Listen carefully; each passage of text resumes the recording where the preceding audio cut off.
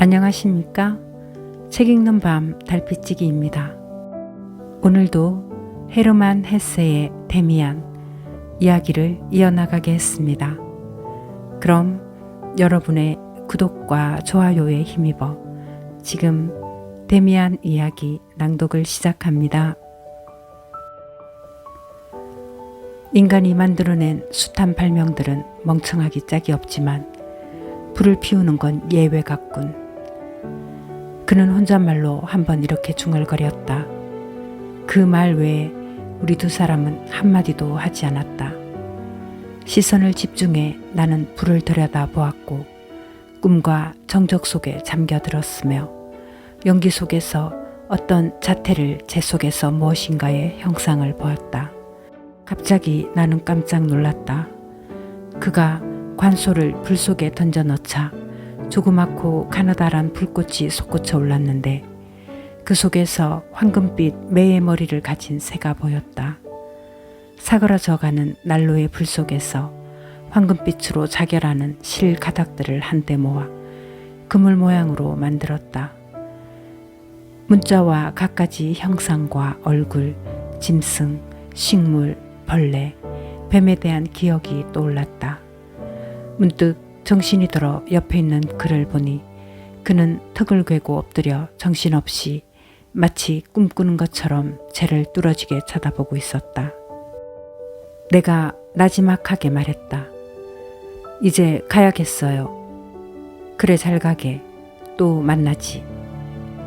그는 꿈쩍도 하지 않고 말했다. 어느새 램프의 불이 꺼져버렸어.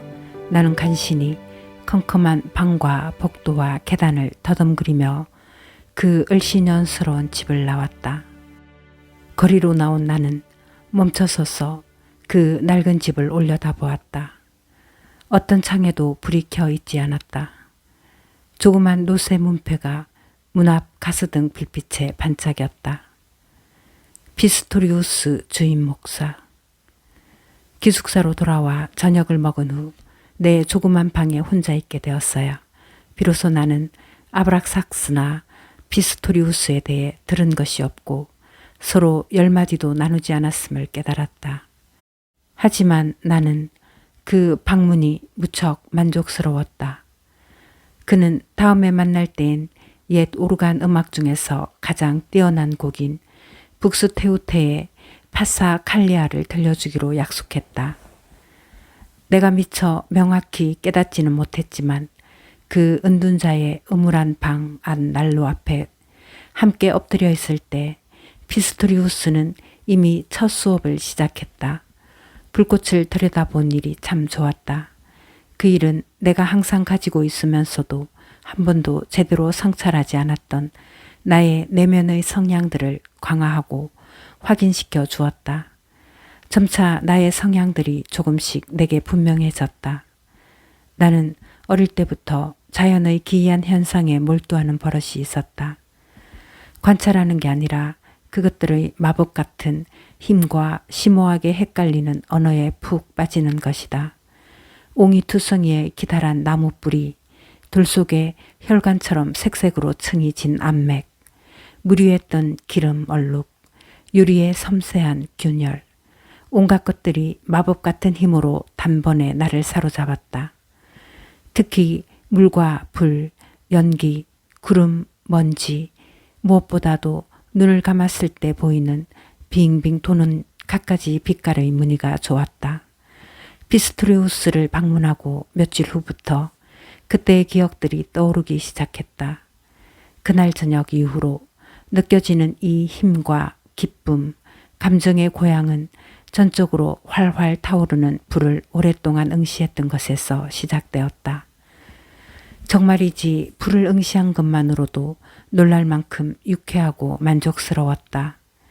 이 새로운 경험이 내가 본래의 인생 목표를 향해 가는 동안 발견했던 몇몇 경험들에 보태졌다. 어떤 형상들을 세밀히 관찰하는 것 말이다. 불합리하고 심하게 괴상한 자연 형상에 몰두하면 나의 내면이 이 형상을 만들어낸 어떤 의지와 조화되는 존재라는 깨우침을 준다. 그러다 보면 그것이 곧 내 기분이고 나의 창조물이라 여겨지면서 나와 자연의 경계가 흔들리고 녹아서 망막에 맺힌 형상이 바깥의 인상에서 왔는지 내면의 인상에서 비롯되었는지 파악할 수 없게 된다.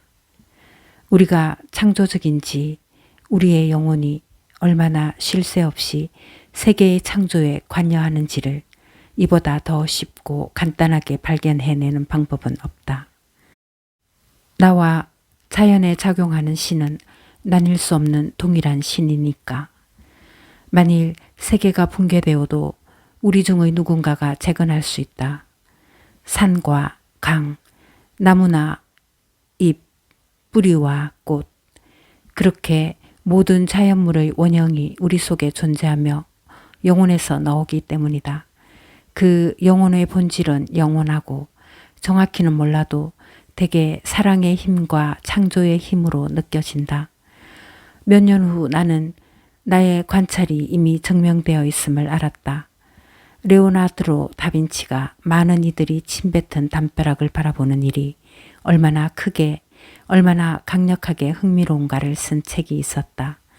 그는 벽의 축축한 얼룩 앞에서 마치 피스토리우스와 내가 불을 보며 느낀 것과 똑같이 느낀 것이다. 다음번에 만났을 때 오르간 연주자는 내게 설명했다. 우리는 개인을 너무 좁게 한정해버려 아주 개별적인 특징이나 보통 사람들과 판이하게 다른 것만을 개성이라고 생각하지. 하지만 우리를 이루는 것은 다 세계의 성분이야. 우리의 육체가 어류나 훨씬 더 이전의 생명체까지 거슬러 올라가는 진화적 계보를 지녔듯이 우리의 영혼도 인류의 영혼 속에 존재했던 온갖 것을 지니고 있다는 말이지.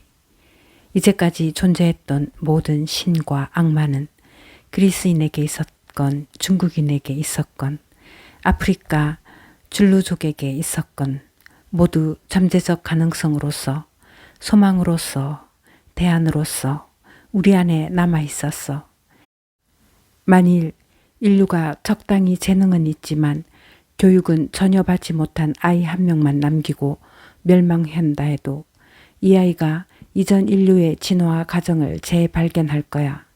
신들과 악마들, 낙원들, 계율과 금기, 구약과 신약 등 모든 것을 그 아이가 재현해낼 거야. 만약 그렇다면 그때 개인의 가치는 도대체 어디 있죠?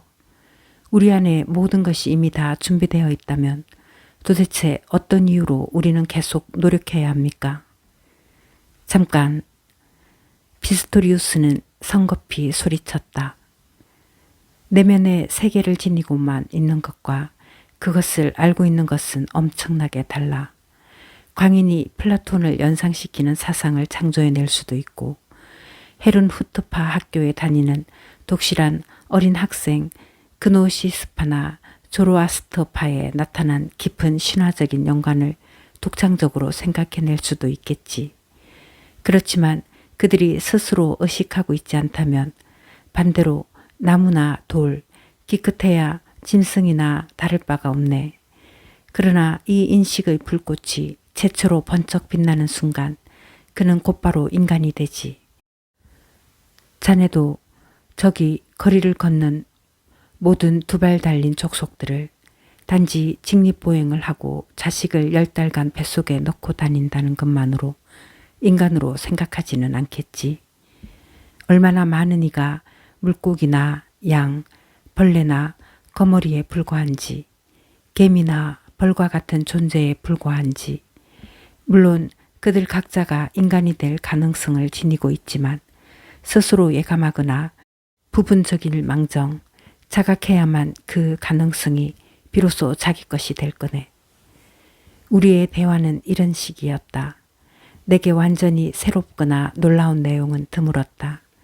그런데도 모든 대화가 심지어 아주 평범한 이야기들까지도 내 안에 같은 지점을 부드럽게 그러나 끈질기게 망치질 해댔다. 모든 대화가 나의 형성을 도왔다. 허물을 벗고 껍질을 깨트리게 도왔어 매번 나는 머리를 조금씩 더 높고 더 자유롭게 치켜들었고 마침내 내 황금빛 새가 아름다운 머리를 산산이 부수어진 세계의 껍질 밖으로 내밀었다. 우리는 자주 서로의 꿈 이야기를 했다. 피스토리우스는 꿈을 해석할 줄 알았다. 놀라운 이야기 하나가 떠오른다. 내가 꿈속에서 날았는데 사실은 감당할 수 없는 힘으로 크게 도약해서 대기를 가르고 내던져진 것이었다. 나는 비상의 감각에 매우 들떴다가 걱정될 만큼 점점 더 높이 치솟아 갈수록 무기력해지자 공포가 밀려왔다. 그 순간 상승과 낙하가 호흡의 들숨과 날숨으로 조절된다는 사실을 발견하자 살았다 싶었다. 피스토리우스는 그 꿈을 이렇게 해석했다. 자네를 날 수 있게 한 비약이란 인간의 위대한 특전이네. 모두가 가지고 있지. 힘의 근원이 느껴지는 감정이야. 하지만 곧 불안해지는 거야. 왜냐하면 대단히 위험한 일이니까. 그래서 대부분은 날기를 포기하고 법의 규정에 따라 걷는 편을 택한다네. 하지만 자네는 그렇지 않았어. 유능한 청년답게 계속 날고 있지. 그러니 생각해봐. 자네는 점점 더 잘 날게 되는 데다가 자네를 계속 휩쓰는 커다랗고 알 수 없는 보편적인 위대한 힘에 섬세하고 가냘픈 자신의 힘이 더해진 것을 느낄 거야. 하나의 기관, 하나의 방향키처럼 말이지. 얼마나 기막힌 일인가. 그런 일이 없다면 무기력하게 공중에 내던져진 것과 다를 바가 없지. 미친 사람처럼 말이야. 하늘을 나는 자들은 땅만 걸어다니는 사람보다야 깊은 예감을 받았지만 어떤 열쇠나 방향키도 없기 때문에 끝없는 심연으로 추락하네. 그런데 싱클레어, 자넨 그걸 제대로 해내고 있어. 어째서 그걸 아직도 전혀 모를까? 자넨 어떤 새 기관, 호흡을 조절해주는 새로운 기관을 가지고 그걸 하고 있어. 이제는 자네 영혼이 근원에 있어서는 얼마나 개인적이지 않은지 깨달았겠지. 왜냐하면 자네의 영혼이 스스로의 힘으로 이 조절기를 고아낸 게 아니니까. 전혀 새로운 게 아니야. 빌려온 것이고 이미 수천 년 전부터 존재하던 거야.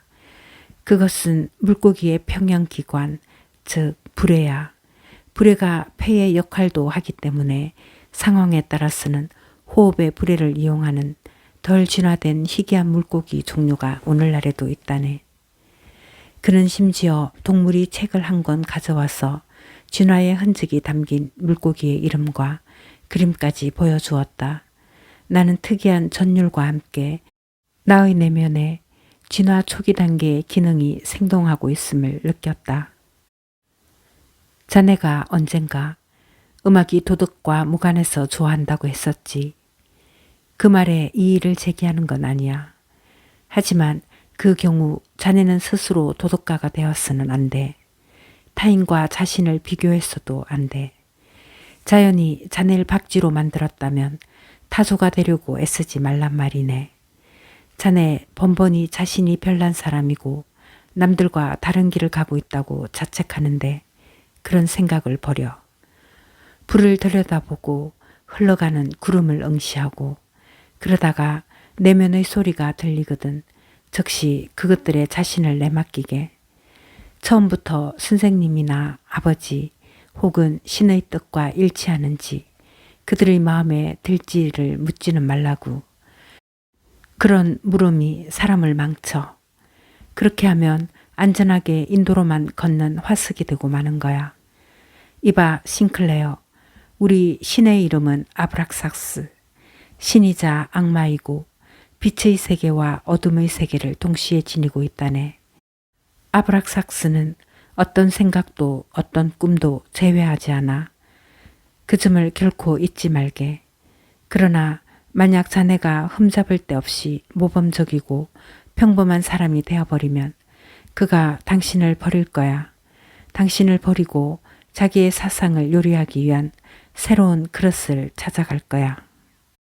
나는 여전히 그 어두운 사랑의 꿈을 가장 자주 꿨다. 내가 대문의 새 문장 밑을 지나 옛 우리 집에 들어가 어머니를 포옹하는데 다시 보니 어머니 대신 키가 크고 반은 남성이고 반은 여성인 자를 끌어안는 꿈 말이다. 나는 그녀가 두려우면서도 그녀에게 강렬하게 끌린다. 이 꿈만은 피스토리우스에게 이야기할 수 없었다. 다른 온갖 이야기는 그에게 다 하면서도 그 이야기만은 남겨두었다. 그 꿈은 나의 은신처이며 나의 비밀이며 나의 피난처였다. 심정이 착잡할 때면 피스토리우스에게 북스테우데의 파사칼리아 연주를 부탁했다. 그러고는 어스름한 저녁의 교회 안에서 자신의 내면으로 빠져들어 스스로에게 귀를 기울이고 있는 듯한 이 기이하고 친숙한 음악에 빠져 넋을 놓고 앉아 있었다. 그 음악을 들으면 항상 편안해졌고 영혼의 소리에 더 잘 귀 기울이게 됐다. 오르간 소리가 이미 잦아든 뒤에도 우리는 잠시 교회 안에 머물며 희미한 저녁빛이 고딕식 창문을 통해 비추다가 이어코 사라져 버리는 것을 바라보곤 했다. 내가 이전에는 신학자였고 하마터면 목사가 될 뻔했다는 이야기가 어쩌면 우습게 들릴지도 모르겠네. 하지만 그 일은 형식상의 오류에 불과해. 목사는 여전히 나의 천직이고 나의 목표, 단지 나는 너무 일찍 만족했고 아브락사스를 알기도 전에 여호와에게 몸을 맡겼던 거야. 모든 종교는 아름다워. 종교는 바로 영혼이지. 그래서 사람이 그리스도교의 만찬을 먹든 메카로 순례를 가든 그것은 매 한 가지야. 그렇다면 당신은 진정한 목사가 될 수 있었을 텐데요. 아니, 싱클레어, 그렇지 않아. 그럼 나는 거짓말을 해야 했을 거야. 우리의 종교는 마치 완전히 무익한 것처럼 행해지고 있어. 최악의 경우에는 가톨릭 교도가 될 수도 있겠지만 신교의 목사라니 절대 안 돼. 얼마 안 되는 진짜 신자들을 몇 명 알고 있는데 그들은 성경을 완강하게 문자 그대로의 뜻으로만 믿고 있어. 내가 그들에게 그리스도는 개인이 아니라 영웅이자 신화이자 인간성이 영혼의 벽에 비쳐서 나타난 거대한 그림자상이라고 어떻게 말할 수 있겠나. 아니면 현명한 설교를 들으려고 의무를 이행하고 태만하지 않으려고 교회에 오는 사람들에게 대체 내가 무슨 이야기를 할 수 있겠나. 개종시키라고? 지금 그 얘기지. 난 그럴 뜻이 전혀 없네. 목사는 개종시키는 사람이 아니라 단지 신자들 사이에서 자기와 같은 사람들 사이에서 살아가는 자라네. 우리 내면에서 신을 만들어내는 감정의 전달자이자 표현자이기를 바랄 뿐이네. 그는 잠시 숨을 돌렸다가 이야기를 계속했다. 친구, 우리가 아브락삭스라고 이름 지은 우리의 새 믿음은 아름다운 것이라네. 우리가 가진 것 중에서 최고야. 하지만 아직 갓난아이에 불과해. 아직 날개도 돋지 않았어. 고독한 종교도 진짜가 못 된다네. 종교는 공동체의 것이어야 하네. 예배와 도취, 축제와 비밀스러운 의식이 있어야만 해. 그가 자기의 생각으로 빠져들어갔다. 그 의식을 혼자서나 아니면 몇몇 사람들끼리 수행할 수는 없나요? 나는 주저하면서 물었다. 그는 고개를 끄덕였다. 가능하네. 내가 이미 오래전부터 그렇게 해오고 있으니까. 다른 사람들이 알면 수년쯤 감옥에 처박힐 그런 예배를 향해 왔지. 그러나 나는 그것도 진짜가 아님을 아네. 갑자기 그가 내 어깨를 쳤다. 나는 깜짝 놀라서 움츠렸다. 젊은이, 그는 성급하게 소리쳤다. 자네 역시 비밀의식을 갖고 있어. 자네는 분명히 내게 말하지 않을 꿈을 꿀 거야. 그걸 알겠다는 게 아니야. 그 꿈을 갖고 살아가라는 거야. 그것을 갖고 놀고 그것을 위한 재단을 마련하라고. 완전하진 않지만 그러는 것도 하나의 길일 수 있어. 우리가 자네와 나와 몇몇 사람들이 이 세계를 개선할 수 있을지 장차 알게 되겠지. 하지만 그동안 우리는 매일 내면을 개선해 나가야 하네. 안 그러면 우리의 존재는 의미가 없어. 잊지 말게, 싱클레어. 자넨 이제 18이니 매춘부의 뒤를 따라가지는 않겠지. 분명 사랑에 대한 꿈이나 욕망이 있을 거야. 아마도 그것에 공포를 느끼는지도 모르겠는데 그러지 말게. 그거야말로 자네가 가진 가장 좋은 것일 테니까. 내 말을 믿게. 내가 자네 나이 때 사랑의 꿈을 누르느라고 너무 많은 것을 잃었어. 그래서는 안 돼. 아브락사스를 아는 사람이라면 더 이상 그래서는 안 돼. 두려워해서는 안 되고 영혼이 열망하는 것들을 금지시켜도 안 되네. 나는 깜짝 놀라 그의 말에 반박했다. 하지만 마음에 떠오르는 일을 다 해도 되는 건 아니죠. 마음에 들지 않는다고 사람을 죽여서는 안 되니까요. 그는 내게 다가섰다. 형편에 따라서는 그것도 허용될 수 있어. 대개는 오해로 인한 실수가 될 확률이 높겠지만 뇌리에 떠오르는 일은 그냥 다 해치워버리는 게 아니야. 그건 아니야. 다만 충분히 이해가 되는 생각들을 무작정 배척하거나 도덕적인 잣대를 들이대서 내치지는 말라는 말이야. 자기 자신 혹은 누군가를 십자가에 못 박는 대신 엄숙한 생각으로 와인을 마시며 희생의 비법을 생각해 볼 수도 있는 거야. 물론 그런 행위들 없이도 자네는 충동과 유혹을 존경과 사랑으로 바꿀 수 있을 거네. 그제서야 그것들이 의미를 드러낼 거라네. 정말이지 다 의미가 있다니까. 싱클레어, 혹시 정말로 미친 생각이나 사악한 욕망이 들거든 누군가를 죽여버리거나 얼토당토하는 추잡한 일을 저지르고 싶어지거든 그 순간 아브락사스가 자네의 내부에서 그렇게 공상하고 있다고 생각하게. 자네가 없애버리고 싶은 자는 실존하는 아무개시가 아니라 그 모습으로 변장한 것에 불과하다네. 누가 밉다면 그가 자네 내부에 있는 그 무엇인가를 가지고 있기 때문이라네. 우리 내면에 없는 것은 우리를 화나게 하지 못하는 법이니까. 피스토리우스가 이토록 나의 내심을 정확하게 지적한 건 처음이었다. 나는 대답할 수가 없었다. 그러나 나를 가장 강렬하게, 가장 기묘하게 감동시킨 것은 이 충고가 이미 여러 해 전부터 내 마음속에서 울리고 있는 데미안의 말과 너무도 유사하다는 사실이다. 그들은 피차 서로에 대해 아무것도 모르면서 내게 똑같이 충고를 한 것이다. 피스토리우스가 나지막한 목소리로 말했다. 우리가 보는 사물이란 우리 내면에 있는 것과 똑같아. 내면에 이미 가지고 있는 현실 외에 다른 현실은 없어. 그래서 그렇게나 많은 사람들이 비현실적으로 살고 있는 거야. 외부 세계에서 가져온 이미지만을 현실로 여기면서 내면의 세계가 한마디도 못하게 하거든.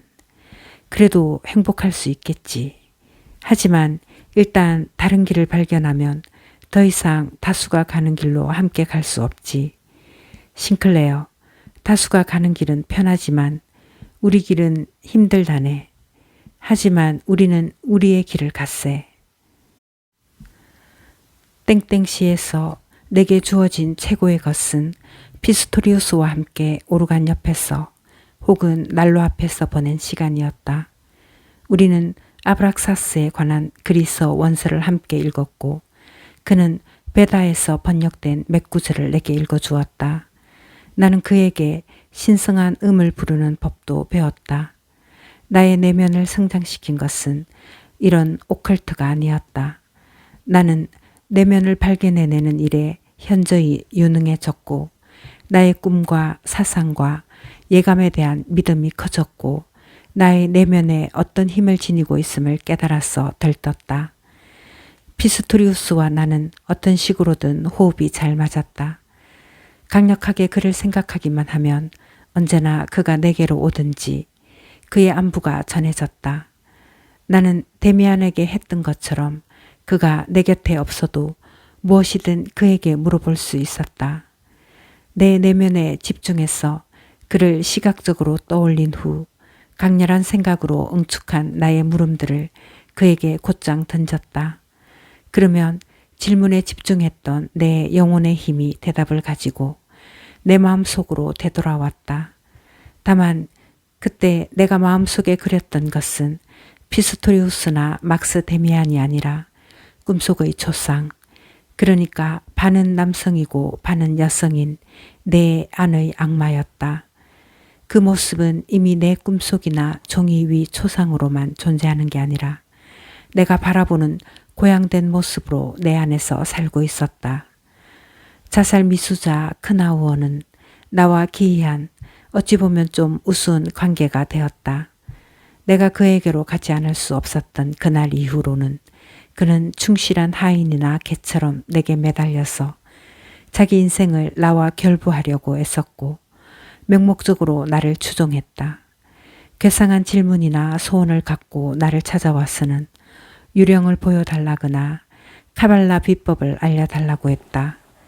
내가 그러한 것에 대해 전혀 모른다고 아무리 이야기해도 그는 고지 듣지 않았다. 심지어 내게 뭐든 다 할 수 있는 힘이 있다고 믿었다.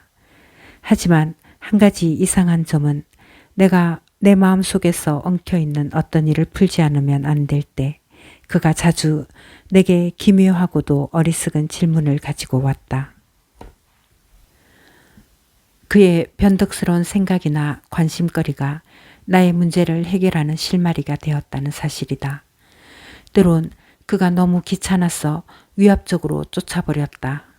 그럼에도 그 역시 나에게로 보내진 사람이었고 내가 그에게 준 것이 그의 마음속에서 갑절이 되어 내게 되돌아왔으며 그 또한 나의 인도자이자 길이라고 마음 깊이 느꼈다.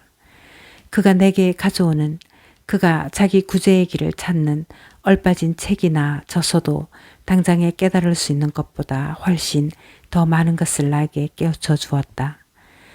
크나우어는 후일 나도 모르는 사이에 나의 길에서 떨어져 나갔다. 그와는 싸움이 필요치 않았다. 그러나 피스토리우스와는 달랐다. 땡땡시에서의 학창시절이 끝나갈 무렵 피스토리우스와 이상야릇한 일을 경험하게 되었다. 아주 평범한 사람도 평생에 한두 번쯤은 경건함과 감사라는 미덕을 어기게 된다. 누구도 한 번은 아버지와 스승으로부터 떨어져 나가는 걸음을 떼고 대부분이 그것을 참아내지 못하고 이내 다시 제자리로 돌아가더라도 그 순간의 고독의 쓰라림을 조금은 느끼게 된다. 내 경우에는 부모님과 그들의 세계, 즉 유년 시절의 빛나는 세계와 명렬히 싸워서 헤어진 게 아니라 서서히 거의 눈치채지 못하게 떨어져 낯설게 되었다. 나는 그것이 몹시 유감스러웠고 가끔 고향에 갈 때마다 아주 쓰라린 심정이 되었다. 하지만 그 심정이 마음 깊숙이 남지는 않았다. 그러나 습관은 아니라 스스로의 의지로 애정과 공경심을 바쳤던 곳, 우리가 마음 깊은 곳에서 우러나서 제자나 친구를 자처했던 이들, 그렇게 가장 소중했던 부분으로부터 멀어지고 싶은 마음을 내면에서 갑자기 깨달을 때는 더 쓰라리고 무섭다. 그런 때는 친구와 스승에게 반발하는 모든 사상이 독이 묻은 가시를 드러내며 심장을 찔러대고 그것을 막으려는 일격들이 되돌아와 제 얼굴을 정확히 가격하고 스스로를 도덕적으로 건전하다고 여겨왔던 사람들은 배신과 배운 망덕이라는 단어나 야유나 낙인을 떠올렸다. 그러고는 충격과 공포에 사로잡혀 소심하게 유년기의 미덕이 있는 사랑스러운 골짜기로 다시 숨어들었어. 곧 이것도 단절되고 이 유대도 갈기갈기 찢길 거라는 사실을 믿으려 하지 않았다. 서서히 나의 내면의 어떤 감정이 피스토리우스를 무조건적인 인도자로 인정하기를 거부했다. 나의 청년기에 가장 중요했던 몇 달간의 체험은 그와의 우정과 친교, 그에게 받은 충고와 위로에서 비롯되었다. 신은 그를 통해서 나에게 이야기를 걸었다. 그의 입을 통해 나의 꿈은 다시 나에게 돌아왔고 해석되었다. 그는 내 스스로 용기를 갖게 해주었다. 아, 그런데 나는 지금 그에게서 서서히 반항하기 시작했다. 나는 그의 너무 많은 훈계에 반감을 가졌고 그가 나의 일부분만을 이해한다고 느꼈다. 우리 사이에 사소한 다툼도 어떤 형태의 불화나 절교도 없었다. 그저 내가 별 의미 없는 한마디를 했을 뿐이다.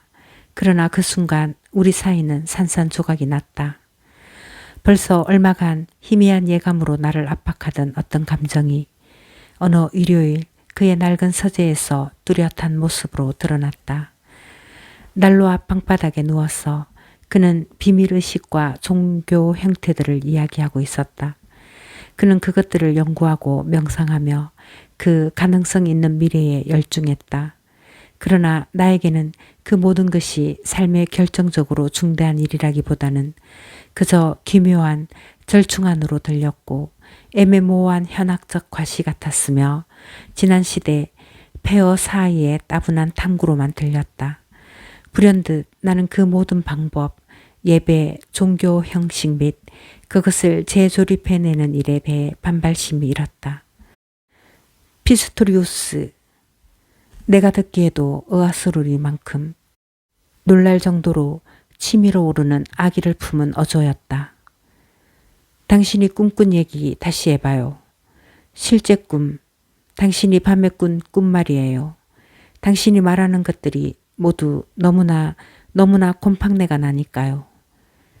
그동안 그는 내가 그런 식으로 말하는 것을 한 번도 들은 적이 없었다. 말을 내뱉는 그 순간 나는 내가 쏘아 그의 심장에 명중시킨 그 화살이 바로 그의 무기 창고에서 얻어온 것임을, 그가 이따금 내게 하던 풍자적 어조의 자기 비난을 지금 내가 더욱 날카롭게 갈아서 대던진 것임을 창피함과 놀라움이 뒤섞인 심정으로 번갯불처럼 선명하게 느꼈다. 그도 그것을 느끼고 순간 침묵했다. 나는 불안으로 가슴이 터질 것 같은 심정으로 피스토리우스가 무섭도록 창백해지는 것을 바라보았다. 무거운 침묵의 시간이 지난 후 마침내 그가 새 장작을 불에 던지며 조용한 음성으로 말했다. 자네가 오라, 싱클레어. 자넨 정말 영리한 친구군. 이제부터는 그놈의 곰팡내 나는 일로 자네를 괴롭히지 않겠네. 그는 매우 침착했다. 그러나 나는 그가 입은 상처의 고통을 너무나 잘 알 것 같았다. 내가 무슨 짓을 저지른 거지? 눈물이 날 것 같았다.